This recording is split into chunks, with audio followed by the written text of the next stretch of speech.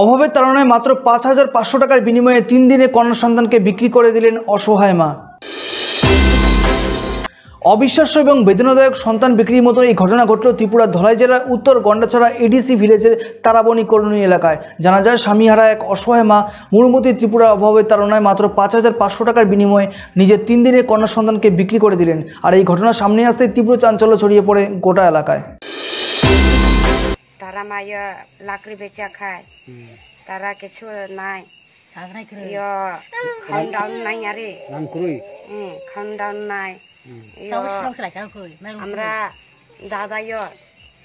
দাদাই মারা গেছে, তে খাওন দাওন নাই, তে পালাইতে পারি না,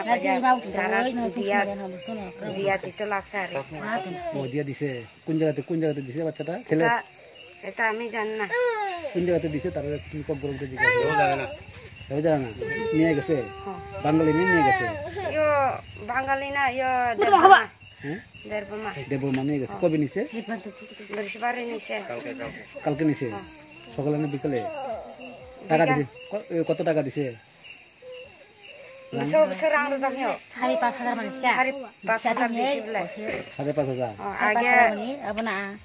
আগের সময় 1500 দিছে বলে, আগে 1500 দিছে, এরপর নিয়ম সময় 5,500 দিছে। এটা কালকে ফিরিয়া দিছে, ওষুধ টষুধ টাকা সব ফিরিয়া দিছে। সরকার থেকে কিছু সাহায্য করছেন তারা? না, পাইছে না, কিছু পাইছে না, তো কিছু পাইছে না। রেশন কার্ডের দাম বেশি, তো এপিএল রেশন কার্ড। তোমার কয় বাচ্চা আছে? তারা কয় বাচ্চা? মাইয়া দুজন মধ্যে একজন বিয়াল লইছে, আর একজন সপ্তাহ থেকে বড় ওই বেঙ্গালোর বেটি লইছে। আরে